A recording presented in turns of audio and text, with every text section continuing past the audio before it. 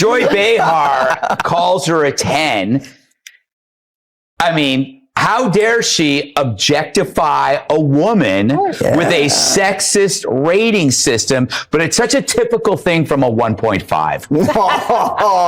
Well said. The motives stink worse than Joy Behar's jog bra. I mean, assuming she jogs. Oh, wait, there she is. All right. She has a point. Maybe I am obsessed, but some people are obsessed with Bigfoot, and they don't get to see him on TV every afternoon. And if they did, could they tell the two apart? I don't know. When Gavin Newsom's oversized ego clashed with Joe Rogan's no-nonsense honesty, the result was a political disaster so intense it could make California want to vanish. Newsom became a real-time case study in how not to lead all contradictions, surface-level solutions, and make-believe. This wasn't an interview. It was a total takedown. Newsom came prepped like a stylist with his hair kit, while Rogan showed up with a verbal blowtorch. It's not even that. In The View, you don't need to find Trumpers. You need to fire your race baiters. Yeah. You need to fire the two races. You've had people. You had a McCain on there. You've had people on there before, and you ran them off. So the racist ones who want to stick to this, Whoopi and Sonny, and was it Bette Midler? What's her name? Yeah, broke-ass Bette Midler. Fire them and bring people in. Maybe you could get McCain to come back. She was a Republican, but every show and every break, she was nearly in tears because she was being attacked. Gavin's political journey resembles a flashy health drink, all appearance, no depth. He probably greets his mirror with a high five each day while the state burns. Floods and drowns in taxes, stumbling through one disaster after another. Enter Joe Rogan podcast icon, meat enthusiast, and truth slayer. When the guy known for chatting about cold plunges turns you into the joke, you've officially hit bottom. Joy Behar accused Elon Musk of being pro-apartheid, but then begged him afterwards not to sue. Musk lawyers have yet to comment because they're still checking to see if it's legal to sue a cow.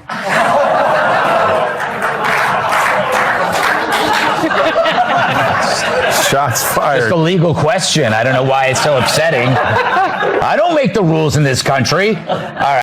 If this video connects, go ahead and subscribe. Gavin parades around California like it's his private VIP lounge and he's the gatekeeper. His hair, impeccable. His awareness, non-existent. Like a lost TV personality who somehow ended up in charge while the cities crumble. But hey, who needs functioning infrastructure when you can throw eco-conferences with vegan sliders? Feral monsters of The View say they've never heard of you-know-who. True, the show that makes mornings hell claim that my name doesn't ring a bell. It's time for Our View on The View. Ugh. Yeah, the witch's coven finally shows me some lovin'.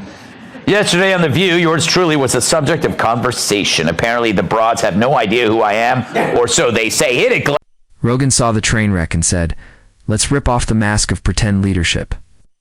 Watching him was like watching a bear try to explain logic to a barista. Newsom's solution to homelessness? Just hide it when Silicon Valley comes to visit? He tried pitching California as paradise, where potholes mean progress and tent cities represent unity. Rogan blinked like he couldn't tell if it was satire or a failed student project. Evans. Economic plan? Just keep taxing until all hope and cash are drained. Less like policy, more like a financial cleanse gone wrong. Gutfeld talks about you all the time. Who is he? Well, really, who is he? I don't watch the show. He has a show. I don't watch the never show. heard of him. Yeah. I guess he's just obsessed with me. No. Next, Joy's going to say she's never heard of carbs. Seriously, her denial of knowing me is as believable as her red hair. But obsession? I mean, come on, Joy. Where would you even get that idea? Like Joy Behar's face, it's looking worse and worse by the day. More full of crap than Joy Behar after a night of scotch and Taco Bell. Her being named Joy is like me being named ugly. Joy wasn't there on the show. Apparently Mondays are her days off when she feeds in the pasture. It now smells like a humid day inside Joy Behar's moon. Now for Gavin's eco-flexing, he boasts about saving the planet while California scorches and suffers blackouts. He banned gas leaf blowers, yet wildfires raged on. Rogan didn't even need to try. One raised eyebrow, and the nonsense crumbled. Then came the lockdown. Gavin sealed off the state like a dystopian movie, only to dine maskless at a fancy restaurant, humming a tune for the rules are for you crowd. Joe brought data like a ripped Sherlock Holmes.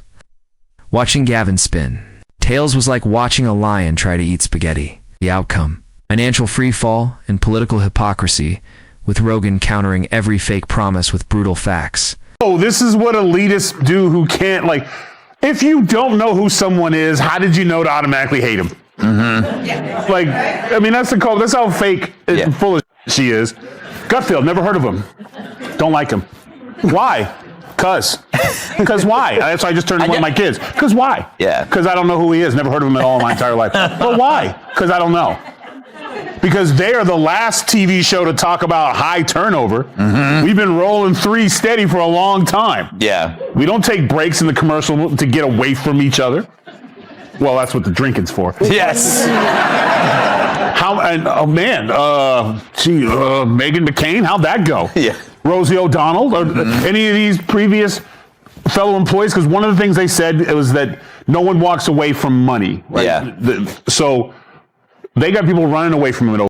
People are fleeing California like it's a sinking cruise ship, while Gavin throws campaign leaflets over the holes. Meanwhile, Rogan left and turned his departure into content, dragging Gavin's failed policies behind him like a raccoon with garbage, the school system, a chaotic collage. Kids graduate with perfect awareness of hashtags but can't solve basic equations. Rogan, who interviews elite soldiers and brain experts, was shocked by a justice system he compared to an arcade. If theft gets fewer penalties than late book returns, maybe it's time to reboot the whole thing. The problem is that you have to go after the racist people. And if the CEO goes, you know what? I'm not going to allow a woman on my show or man that will go after white America and talk about them like dogs. That doesn't represent our ideals or values for anyone.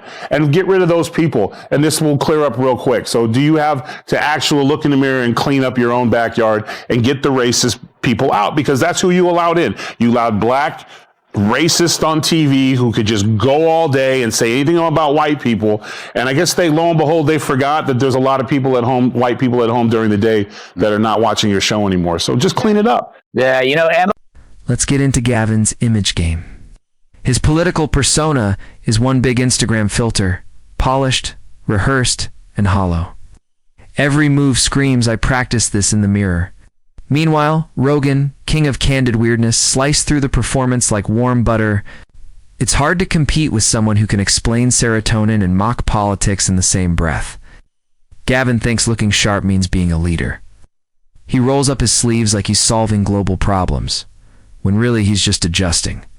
His script, Rogan dismantled the act like a live polygraph. California went from gold standard to meme material. And Gavin still thinks he's headed for the White House. This, from the guy whose solutions are always either photo ops or slogans, Joe almost lost it laughing. The View. It's become like a medical hospital that displays human misfailure. Like it's like here, let's look at this political oddity. It's like it really is like the left-wing equivalent of a carnival sideshow, except instead of bearded ladies and fat clowns and two-headed cows. Well, let me rephrase that. But The View is a victim of the sunk cost fallacy. How can you now speak the truth when for years you've been telling lie after lie after lie? Now you're carrying this big bag of rocks around you because it's too harmful for their ego to admit that we really were dishonest. And they could be honest. All they would have to say is, look, we hate Trump so much. We were willing to lie about Joe Biden because we felt he was preferable. We thought our lying and our cover-up was on your behalf. Just say that. You're still scum, but at least you're honest scum. California's public transit is a running punchline. Trains slower than the DMV. Billions poured into digging holes. Joe heard about it and cracked up like someone tried to sell him fireproof water. Gavin dodges accountability like a PE student. Avoiding dodgeballs. Lawsuits come flying, but he's never at fault. just nearby. Rogan doesn't tolerate deflection. When Gavin blames the system, Joe reminds him he is the system, and has been for years. Gavin looks stunned when his own rules blow up in his face, like a chef shocked by fire. He delivers speeches about plastic bans while the lights flicker and people trip over tent cities, all while paying premium gas prices. Sure, all that, and the price of butter. Sonny gets the game ball. If it wasn't for her, asking that question, it might have been a closer election. But when oh no, nothing really comes to mind, I was like, cha-ching. Listen, they're bitter, they're angry, they're entitled. They also should be. This should have been a reset for everyone who pushed lies and misinformation for the last. They call them Hitler. They call these things. America rejected them, and instead of coming back and saying we lied, they instead are now doubling down. So let her keep doing it, because if she keeps that up, we're going to keep getting the Senate and probably the House and the White House, because people see right through your... The kicker? Gavin delivers every line with the same blank stare, like hashtags will heal the world. Meanwhile, Joe, who's spoken with astrophysicists and flat earthers, still found is Gavin harder to follow than a roller skating goat. Newsom sees himself as the wise sage in a movie no one else is watching, while Rogan grabs the mic, cranks up the truth chainsaw, and cuts through the tangle of bogus regulations, mixed signals, and a suffocating fog of false confidence. In her mouth, she should, but she should. It's the only running she does. Emily! So what did you make of this? VVAC is what she called him. I don't care if you disagree or agree with him. That dude is not dumb. No, and that is what was so ridiculous. Everything that comes out of her mouth is ridiculous, but for her to make that kind of point about someone that we all know, that regardless how you feel about his politics or him running, that he is undeniably brilliant, is so ridiculous. Gavin dodges tough questions like a circus act audition, while Joe watches, unimpressed. It's like watching a political Jenga tower crash from one weak slogan. Gavin's image collapses faster than his approval ratings when summer hits, and the AC dies. He believes California is a shining star, but really, it's more of an overlit bug zapper, loud, glowing, and dangerous. Rogan didn't even need to exaggerate. He just described what he saw, and it was bleak. People are ditching California like it's giving out goodbye kits and gas vouchers to Texas. Here's Joy Behar talking about refusing to share a kidney. I find my friends bizarre. With a Trump supporter. I won't give them a kidney, but I could be friends with them. Hey, Joy, it's a kidney, not a pizza. Of course, she's kidding at first, but then she goes on to explain the moral foundation for her resentment, and it's the same one that drives all deadly ideologies. In the end, Joe Rogan didn't bring down Gavin Newsom. Gavin did that all on his own with absurd ideas, twisted logic, and an ego too big to steer. Joe simply shone a flashlight, chuckled, and asked, "Anyone else seeing this?" Californians sitting in yet another blackout nodded. When your state ranks highest in homelessness, taxes, and population decline, you don't need a comedian to roast you. Your own track record does the job. Gavin's legacy is charging people more to watch their lives unravel, like a vegan cake. In a hurricane, he struts like a ruler of a parody kingdom, no plan, no voice, just pure aesthetic, and the disaster says more than any speech ever could. Sausage maker Johnsonville is recalling more than 42,000 pounds of pork sausage for possible contamination with plastic fibers. Fortunately, authorities were able to track all 42,000 pounds to a single location in New York City. Gavin still carries himself like he's hosting a worldwide healing retreat. But Joe already delivered the closing remarks, not just for Gavin, but for the entire fantasy. A world where joy is taxed, smiles are banned, and roads are left to rot. All in the name of progress. Rogan's critique wasn't mean, it was a public service, like telling someone they've got spinach in their teeth before going on camera. Except this time, the spinach was an entire collapsed government, and Gavin kept smiling like a model who didn't get the joke. The emperor has no clothes, and he's still charging extra to admit it.